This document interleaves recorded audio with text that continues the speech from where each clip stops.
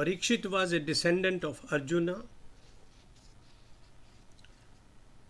His story begins in the Mahabharata war itself. But I shall narrate the way it has been narrated in Shrimadbhagavatam. Fierce winds blew across the Kurukshetra terrain. Duryodhana's ensign fluttered at the top of his luxurious tent. It was past midnight. Inside lay the Kaurava king, sleepless, with pain in his thigh, smashed to pieces by his cousin Bhim's mighty mace. The sky was effulgent with sparkling stars and planets. In the north, one could see the spread up Saptarishi, the constellation Arsamesha, the great bear. Its plow-like formation provided one of the best known guides for travelers in any season, over land or sea. As a contrast, in the distance below, the night was lit by the funeral pyres of soldiers slain during the day. A war was on. It was one of the worst ever battles fought in Bharatvarsh then or since. On the battlefield of Kurukshetra, the Kauravas and Pandava forces were mercilessly annihilating each other. As he entered the king's camp, Ashwatthama, son of Dronacharya, the guru of both the warring factions, said, "I bring you a present, Maharaja." Duryodhana respected Ashwatthama as a great warrior. He welcomed him with a smile even though he was writhing in pain. "What is it that brings you here at this unholy hour?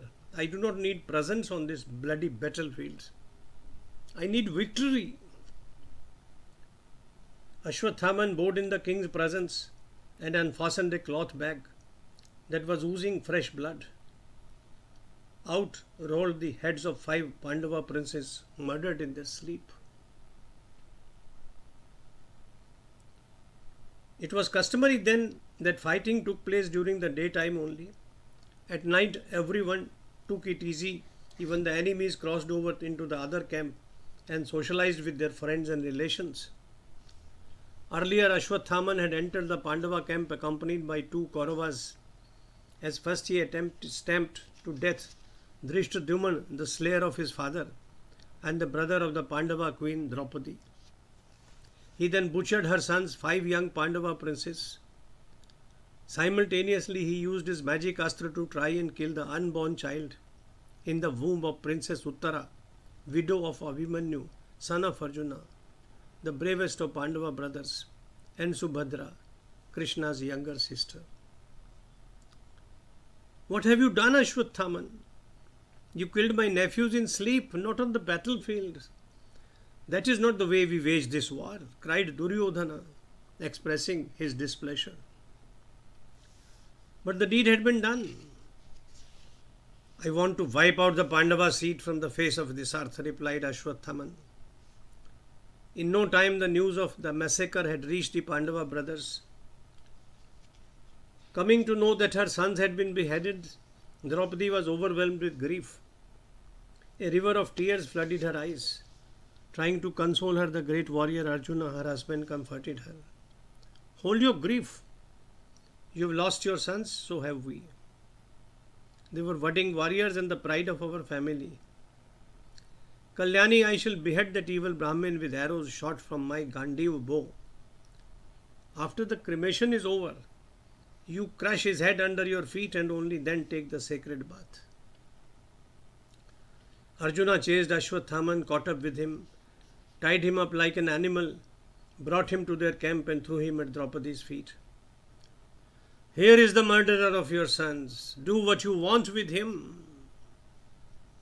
However, Arjuna could not bear to kill him, a Brahmin and the son of his guru. Draupadi too did not want revenge. She said, "Spare his life. He is worthy to be worshipped, being the son of our guru and a Brahmin. His widowed mother is alive. How can I hurt her feelings? If he dies, her sorrow would be as deep as mine. I have lost my sons. She would be losing her son. shave his tresses, take away his crown jewel, but spare his life. According to the legend, Ashwatthama still wanders in wilderness with a shaven head. Meanwhile, Uttara could feel that there was something amiss with her fetus. She prayed to Krishna to save her child. "I am aware of your predicament," said Krishna. "It is that wicked son of Dharmacharya who has been playing dirty tricks. You have my blessings. The fetus will survive. The child will be born healthy and bring name and fame to the Pandava dynasty." The fetus in Uttara's womb felt an all-consuming heat. Ashwatthama's Brahmastra was aimed at destroying it. However, the yet-to-be-born Parikshit saw a glorious and effulgent being, the size of a thumb, assuring in demeanor, offering his hand of protection and blessing. The divine Purush was of a dusky complexion and was clothed in brilliant yellow robes that glistened like lightning. He bore a crown of gold on his head. He wore pendants of burnished gold in his ears. His eyes were red like the morning sun. He had 4 long arms. In his hands he carried maces of steel that emitted flares. The divine Purush soon enveloped Parikshit from all sides. His maces destroyed the Brahmastra filed by Ashwatthama. Like the sun evaporates dew with the heat of his rays. The story continues. The war was over. The Kauravas had been defeated and destroyed. The Pandava brothers got their empire back, and Yudhishthira, the eldest brother, was crowned king. He ordered celebrations when Parikshit was born.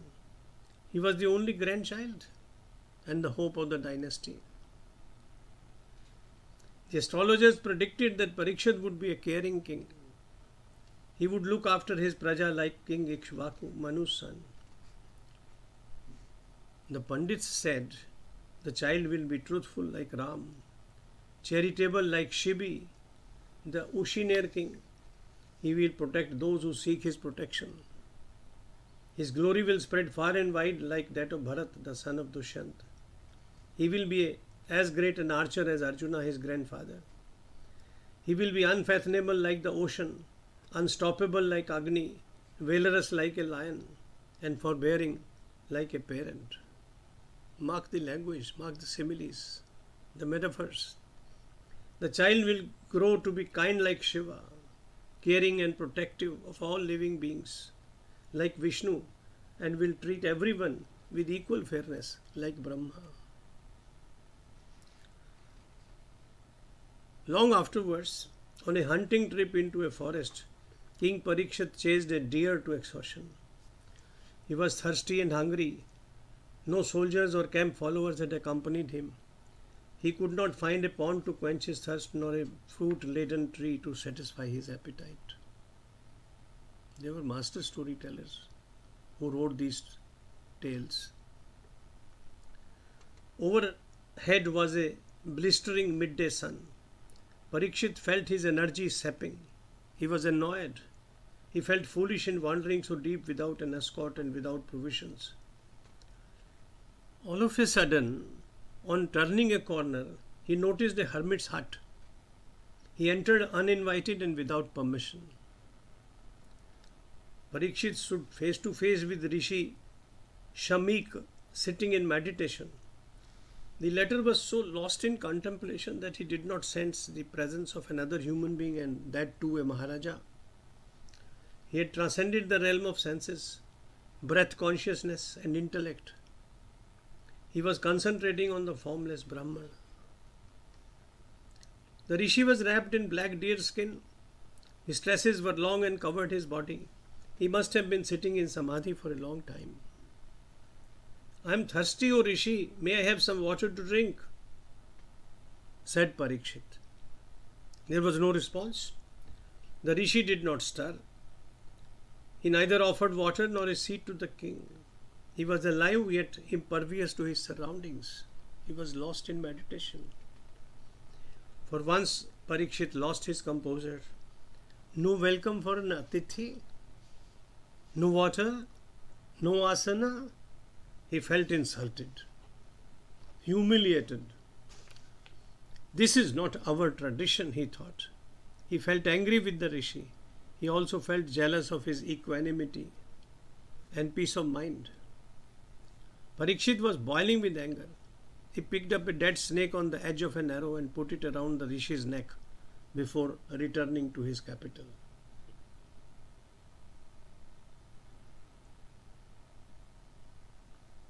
Soon after, the rishi's son Shringi, who had been playing nearby with his friends, returned to the cottage. "Who has put this dead snake around my father's neck?" asked the angry son of the ascetic. "Who dared treat my father disrespectfully, that too in our home and when my father was immersed in meditation?" When he learnt of the king's visit and misbehavior, the young boy took a few drops of water from the Kaushiki river flowing nearby in his cupped hands, prayed to God, and with eyes glowing like coals on fire, in words thrown like thunderbolts, cursed Parikshit. "O king, you are a shame on your dynasty. You have crossed all limits of responsible behavior in humiliating my saintly father. You had no business to be angry with the one who did not even know of your arrival and needs. I invite a curse on you to die on the seventh day, stung by a poisonous serpent." Having pronounced the curse, the boy cried loudly. The rishi came out of his samadhi. Soon he came to know of the curse wished upon the king by his impetuous son. "My ignorant son," he said, "you have committed a blunder. The king's fault was minor and forgettable. You have passed a death sentence on him for no reason. A king is not an ordinary person. He is the protector of the rule of law. If he is destroyed, there will be anarchy and the wrongdoers will take over the administration. No one, women, wealth, animals, trade or property will be safe if there is no king." Mark the words. What thoughts? "Forgiveness of the wrongdoer is a virtue," said the rishi. "The king had done no wrong. He certainly did not deserve your curse. In the pursuit of the divine, my son, we must move away from both grief and joy. Our consciousness, our Atman, is beyond such emotions." Reaching his capital, Parikshit too felt disturbed at his loss of temper and subsequent conduct.